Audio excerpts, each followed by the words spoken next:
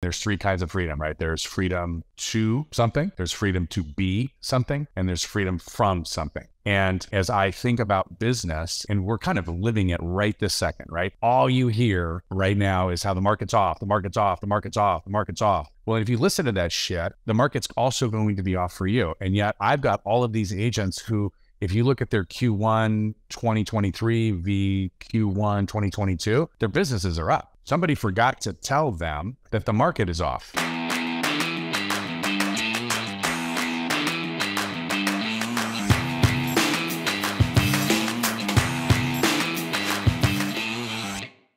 You are listening to the #1 real estate podcast in the world, where we talk with real estate professionals all across North America about their wins, losses, lessons, stories, help you win in your local market today. My name is Cody from Sheridan Street. I'm joined with the Vikram Deol of the Real Estate Sales Academy. If you're listening back on iTunes, Spotify, YouTube, wherever you're at in the world, I want to say thank you for tuning in with us today. We have a very, very special guest. Before we intro the guest, Vikram, how you doing? How's life? What's happening? You feeling good? Things are good? Life is good? Dude, things are good. We were jamming earlier today, so it's always funny. Like, I feel like sometimes we repeat the same conversations, and I have no idea if and then we go out to dinner, and I'm like, dude, have we literally had the same conversation 92 times in the last 14 hours? I'm like, what the frick is going on, Cody? You're like, yeah, especially on Fridays, because we will often do like 4, 5, 6 podcasts back to back, and then like we go for dinner on Friday night, and we're like, man, I've talked to you for like the last like 7, 8 hours today, so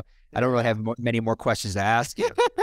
It's good. I guess what's good right now, what's really cool is that I got a message from my team member, and we're following what's really cool about doing the podcast and doing so many of them, because we launch 5 a week, and our teams are playing different roles in them.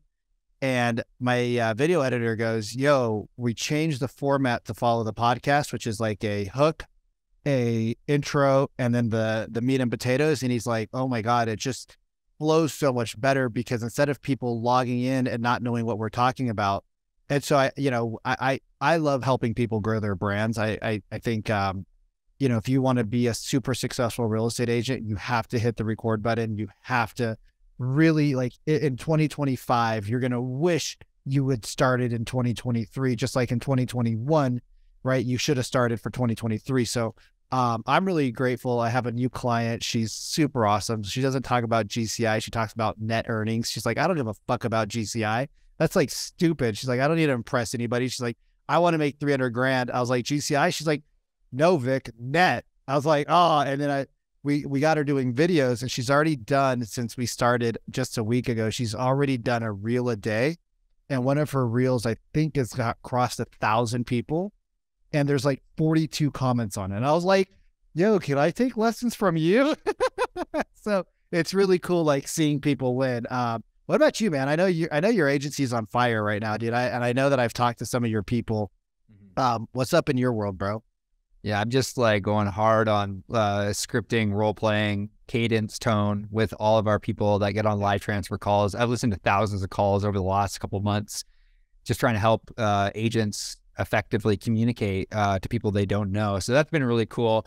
I think the coolest thing for me has been like our video editors listening back to the podcast. Like, I was having a conversation with one of our video editors, like, what? And he said, like, I learned this, and this. I learned about, like, because they're watching the podcast back. And I remember back early on in my career, like, I started in video content creation, and I had an accounting client who is now a really good friend. And I learned so much about taxes, profit, cash flow from him through the videos he's creating. So it's really cool working with video editors, and then them, like, obviously having to consume the information because they're listening back to the podcast. And doing these podcasts has, like, been really amazing, because I've learned different things from different people. And I'm excited to intro our guest, Todd Conklin, today. And the reason I'm excited to intro him is because... Why are you so excited about him, Cody? I can't wait to hear this. Yeah, I am. I'm excited too, because he like, we don't always do reviews, and like, he's like, no, bro. I'm like, Cody, I have to use the bathroom before the next podcast. He's like, no, you got to, like, let's check out his website together. And I'm like, man, Cody's got a little man crush on you, Todd. I'm just going to put that out there, Cody. I love it.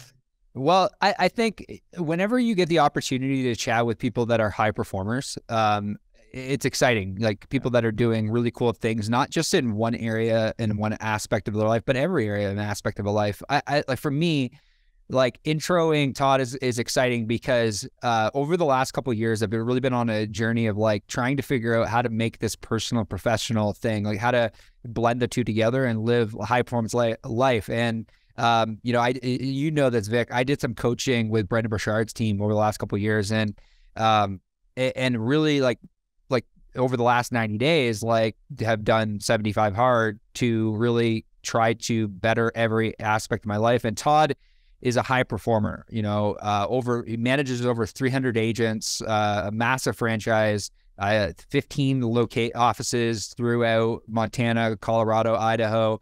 And he's somebody that we had a chat last week, and I don't do a whole lot of conversations prior to with our guests, but we had a great conversation about half an hour, just jamming about life, jamming about the 75 hard, jamming about, like the 4 areas that we're going to cover today around, fitness, family, finances. I'm just really excited to intro Todd. Todd and I got connected through Sharon, and whenever we get connected through Sharon's just made so many intros to so many high-performing real estate team leads, high-performing real estate professionals. And Todd, I'm just so excited to intro you today.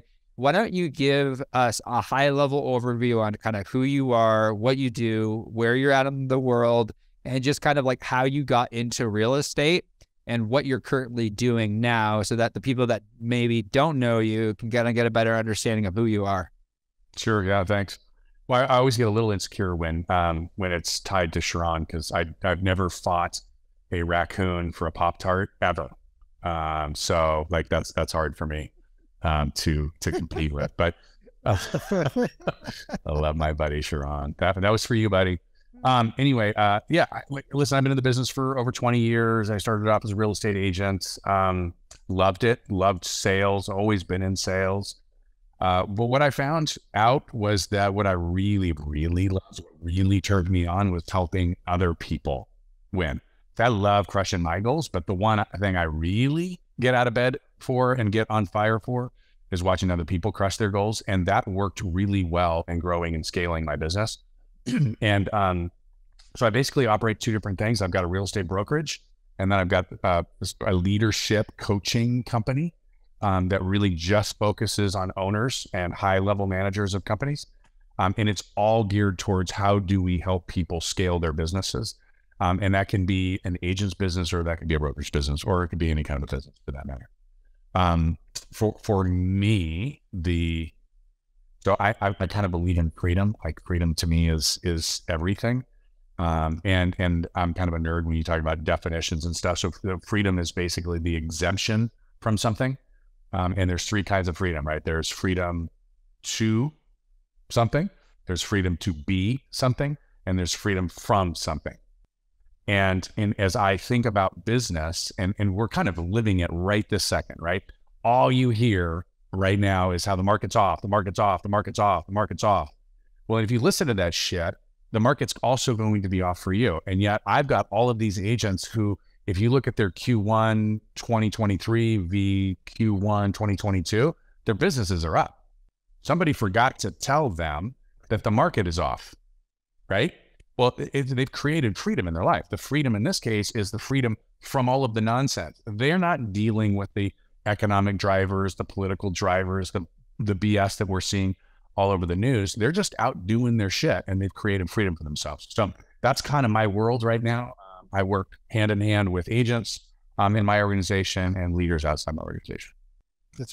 You guys, if you're watching this on, if you guys are watching on the YouTube, you guys, yes, Mr. Todd has very small arm. Okay, very, very small arms. I want to talk a little bit about, the 75 hard. Okay, my friend, because I think that all 3 of us here, Cody just completed it. Todd, you've completed it. I've completed it.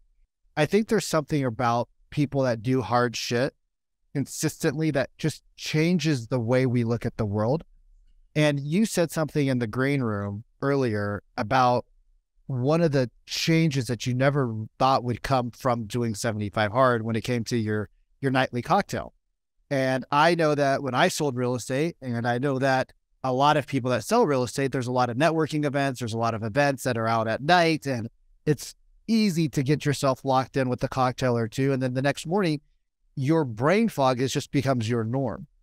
When we talk about high performance, right, and health, can you kind of correlate what that means to business and mindset in your world?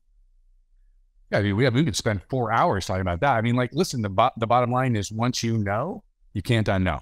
Like, that's it. Once you know, you can't unknow. I went about my life just saying, hey, listen, there are certain things that like are perfectly acceptable, right? Yeah, you have a cocktail at night, no big deal. My folks, when I was a kid, I can still remember they'd come home, they'd meet and we call it the good room, the room that nobody was ever allowed to go in, right? They rope that thing off and call it a museum. And they would hang out there and they'd both have a cocktail and they would talk about their day. It was just sort of perfect, normal stuff, right? And yet, like it was normal to smoke cigarettes too at some point. But once you go through the 75 hard, one of the things that it does is it cuts out booze. And so you find out very quickly, why do I feel different? Why can I suddenly remember people's names that I didn't remember before? Why can I suddenly come up with answers to challenges like that, where before maybe I was challenged? Why can I retain information? Why do I have sustained energy? Why do I sleep better? Why do I have a better relationship with my wife? Why am I having fewer conflicts in life? Like, you start putting all of these things together and you go, hey, whoa, that was alcohol related. But what's cool about the 75 hard, or anything for that matter, is that once you've sort of gone through that experience, if you're paying attention, you will learn something that you can't unlearn. And well, how about this? I mean, this is a horribly ridiculous generalization, but if you took the top 1/10 of 1% of the top earners, which I think we probably all would really enjoy being, I would suspect that more than 90% of those people treat their bodies and their minds differently than everybody else. Would you agree with that? Absolutely. Yeah, I would 100%. Yeah, totally. And yet we're all like, oh gosh, I want to be that person. And there's this weird thing. Remember that seeing is believing, right? That statement. So what's funny is it sort of just got popularized. What people forgot was that see is vision. It's not actually seeing it, right? And so they've kind of screwed the definition up. In my world, I sort of say, hey, listen, if you don't believe it, you're never going to see it. Right. You have to be the person that has that success. You don't get the success and then become that person. And that's where things like 75 hard are so powerful, because what Frisella has said is, hey, listen, do these 5 things, do them every single day. Shut up, don't whine, do it. No exceptions. If you fuck it up one time, you're out, start over, okay? This is not for cupcakes. This is for high performers. And yet we were all not necessarily high performers in that space when we got in it. And we did the work, and we did it every single day with blind faith. And then look at Cody, 30 pounds less. He's an animal. He's a beast, right? And it's all because he had the blind faith to actually believe and be the person that had that kind of body and that kind of clarity. And he got it. To me, that's what it's all about. The level of confidence that 75 hard has instilled in me personally, but also professionally, it has been incredible, because you're 100% right. It's like the ability to be the person that, like, and I've heard so many like top performers, high performers say this, that in order to have the business that you want to have, you need to be the person in order to have that business. Like, you need to have that 10, 20, 30, 40, $50 million mindset in order to do that. One of the challenges that I think a lot of realtors have, and I know I struggled with this prior to doing 75 harder, really prior to working with Brendan's team, like from a mindset perspective, is like the and/or mindset. So I'm really curious how you help high performers overcome this. And I'll give you an example of an and/or mindset. I always thought that in order to build a successful business, I had to sacrifice family time, or like I had this like belief, and I didn't even know I had this belief in my life, where it's like I couldn't have a healthy, loving marriage or a relationship, because it would, like, that time away from the business would sacrifice the ability in order to build something big. And like, but it's like we have these really weird concepts that sneak into almost becoming beliefs. But then like, then you meet somebody like Sharon, or you meet somebody like Brendan Burchard, or you meet somebody like Taki, that all have loving relationships and loving family, and they're super high performers, or like Todd, like super high performer. And you and I were chatting about this last week about one of your values being family. I'm curious to know, like, where did those beliefs come from, and how do people overcome beliefs that are holding them back? Yeah, that's really good. Cody, that's awesome. So one of the great things about like going through something like a 75 hard, and again, it's not 75 hard, this is something before, but is that what you learn is the power of 5 simple things, 5 very, very simple things. You do them over and over and over, and it has this great impact.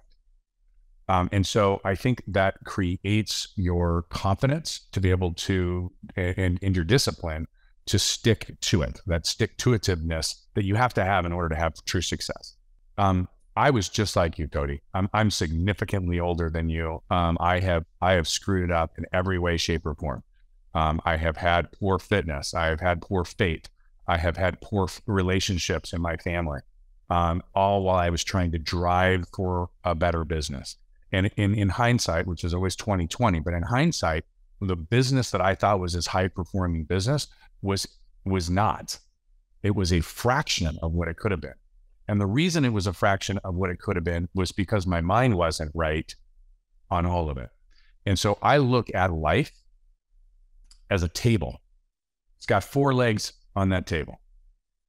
And each and every one of us has gone to a restaurant where one of the fucking legs was shorter than the other one.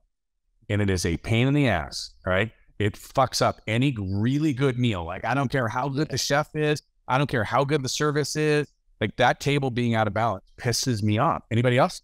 Oh, I'm with you, man. Like, Right? as soon as you said that, I'm like, I just remembered like like the most recent table that happened. I'm like, this damn table, like 100%. Yeah.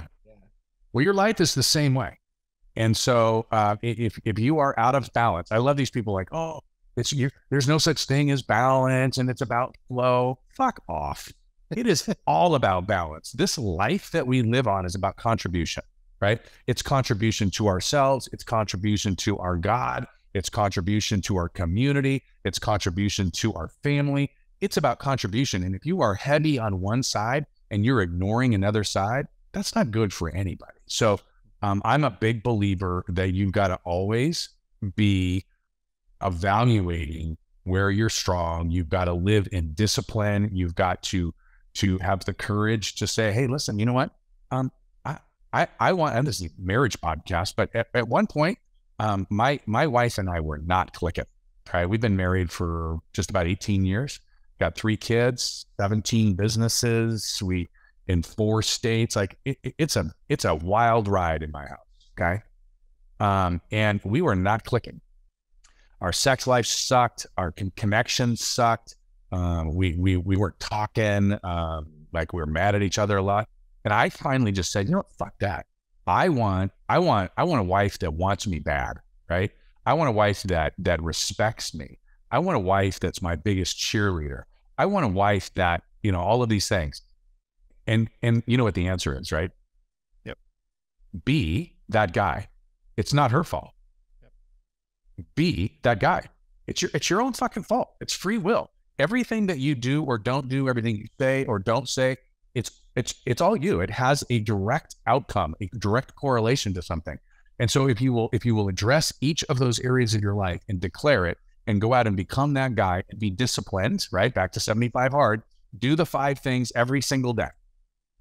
Hold yourself accountable, get a coach if you need some help, right? Call Vic. Vic will help you, right?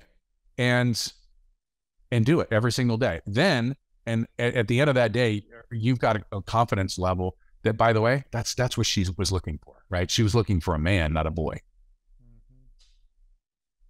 Todd, there is so much that you just shared vulnerably and openly about things that most people want to hide and stick under a carpet. What I'm hearing a lot from you is self-reflection. Mm. What I'm hearing a lot is like, I had to look in the mirror and say, I want this, I want that. I want a woman that looks at me the way that I want to feel. And you made those conscious changes. I think all three of us, I know Cody, so I can speak from experience with him. And I know myself, I've been arrested. I've been divorced. I've had the shitty relationships. I couldn't look at myself in the mirror for years and years and years and years and years. How do you get to that point of self-reflection so deeply that it actually has such a profound impact, not just on you, but on everything you touch, without breaking down and losing it all? Like, how did you do it? So that's a really awesome differentiation. So we started off talking about freedom. So for me, this idea of freedom or this idea of free will, then I have the free will to do anything that I want. It will have a consequence, good or bad. It's all up to me. There's two pieces of it, right? There's a piece that's frightening, if we're being honest, okay? Because listen, most of us have lived our entire worlds blaming others for anything that's going on in our lives, right? And then once you sort of get through that, that's usually the initial, oh shit, I have to take full responsibility. Once you get through that, you end up in this very freeing spot that says, oh, hey, well, if that's true, that means that I actually have control over where I go, where I end up, the kinds of things that I have, or the experience that I have. Oh, okay. Now, there's two different ways, right? If I stay in the fright, have you guys heard the pain and suffering, like which is which, right? If I stay in fright and I live in fear and I choose to continue to allow outside world impact my world, right? And dictate what it is that I'm going to do or not do, that's living in suffering. If I get into the free world, that freedom that we talk about, that requires pain. Now, pain is short term. I know that if I go to the gym, I don't love going to the gym, right?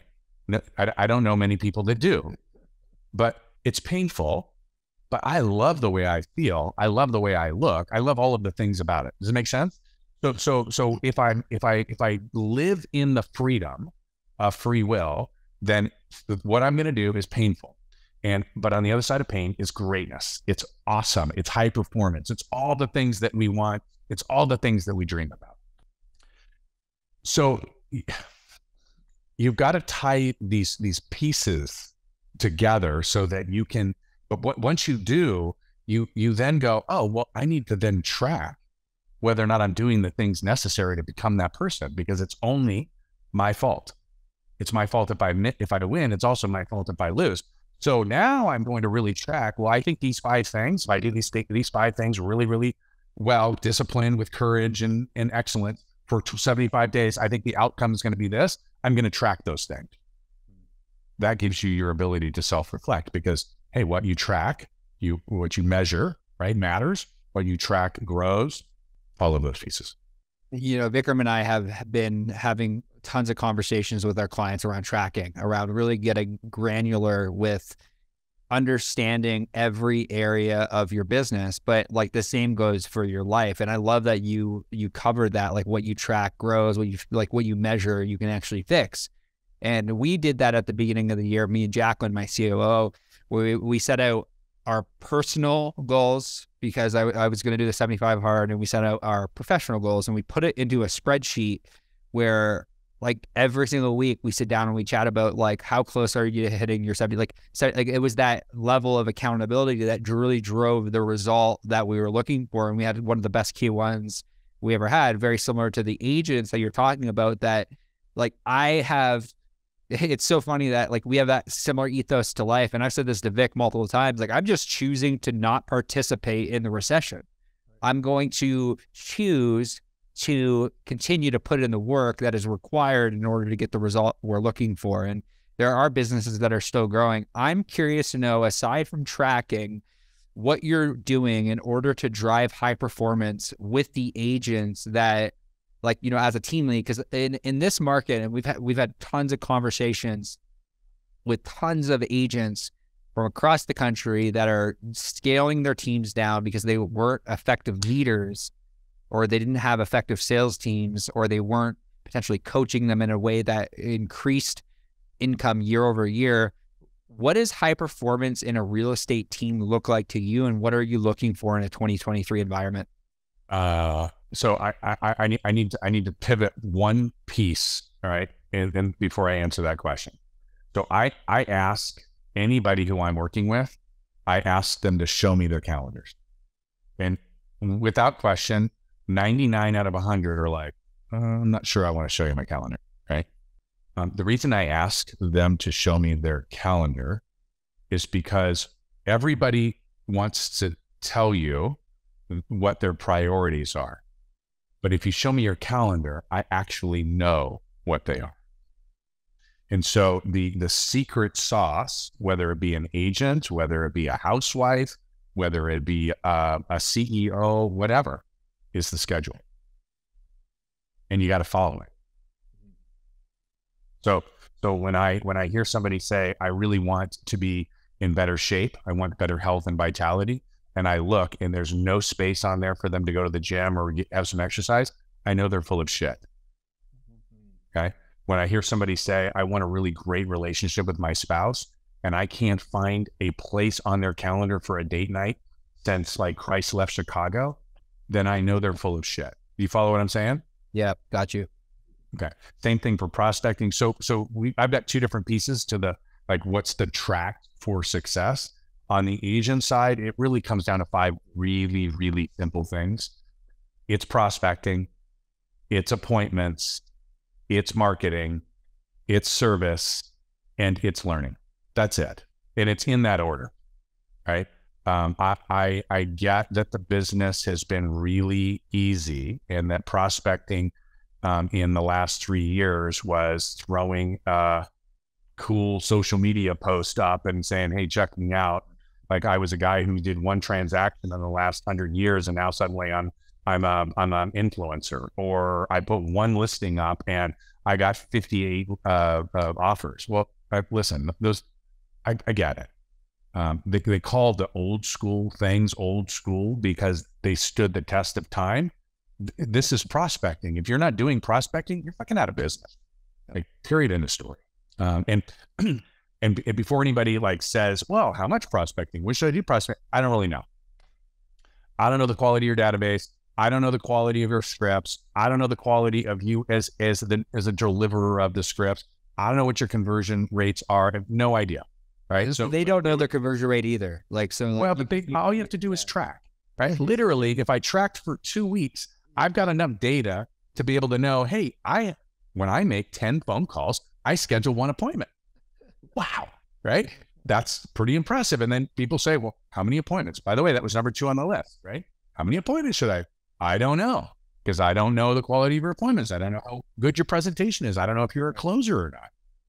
So same deal. I track the information. Number 3 is marketing. But listen, everybody wants to talk about how marketing and it's branding and it's all these things.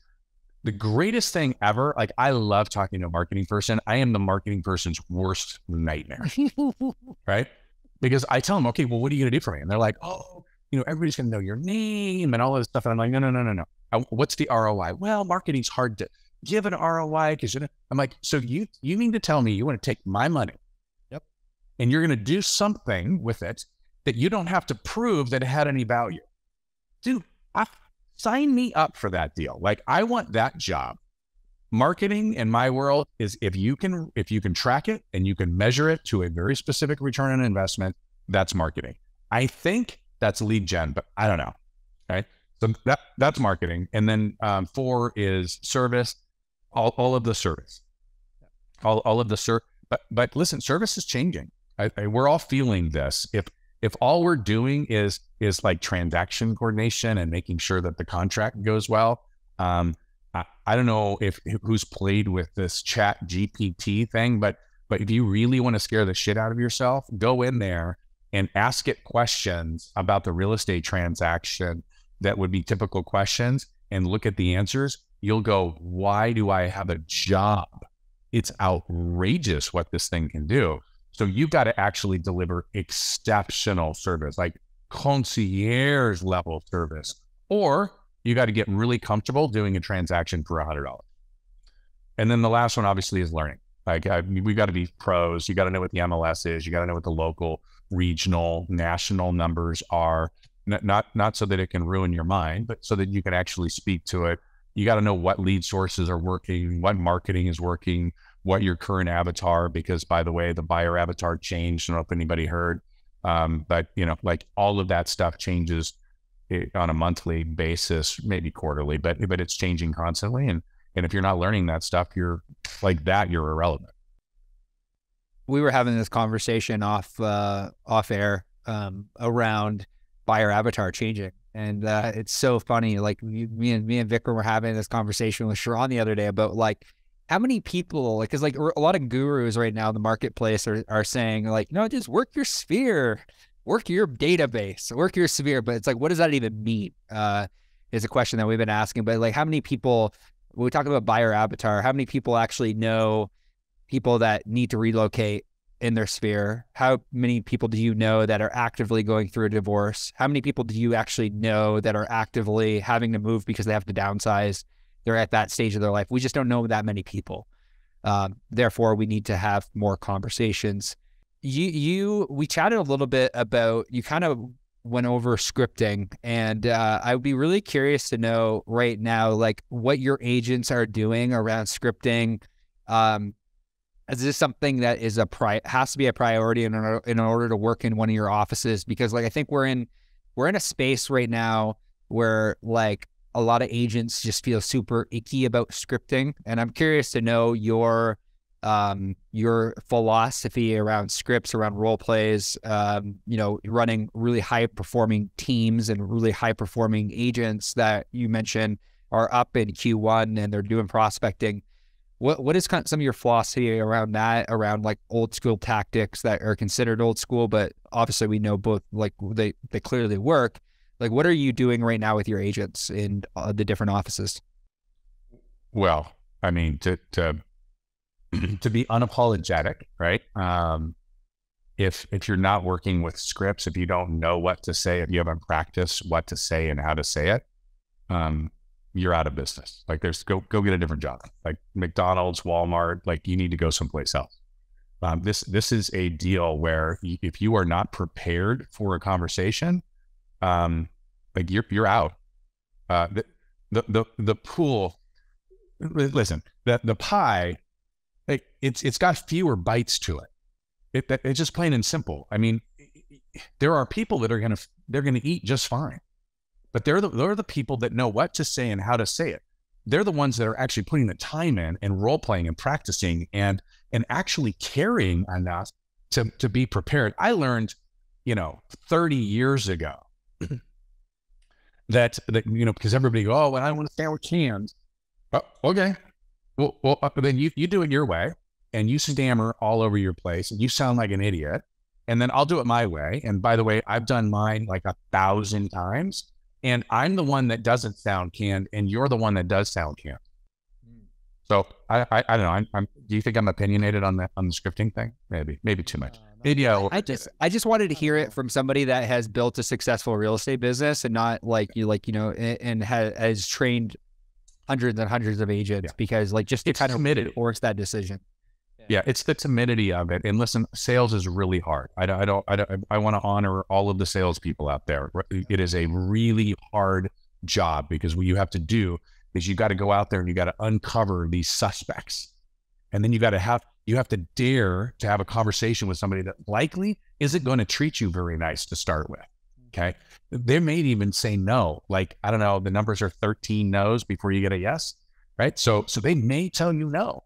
And then something really magical happens when they realize that you actually are not going to quit, that you are going to be relentless, that you do have some value to offer, that you do care about them, and you do the things necessary. That's when all of a sudden they begin to engage with you. And now they're actually a prospect that are telling you what they want, when they want it, and they're doing it a really friendly way. And then you can convert them to this other piece. But there is a process to it, which is the answer to the business question, right? So We talked about the 5 things that we teach agents. Like, what is it that we have to do? And we talked about those 5 things on the business side, whether it be teams or what have you. This is going to sound so stupid. Are you ready?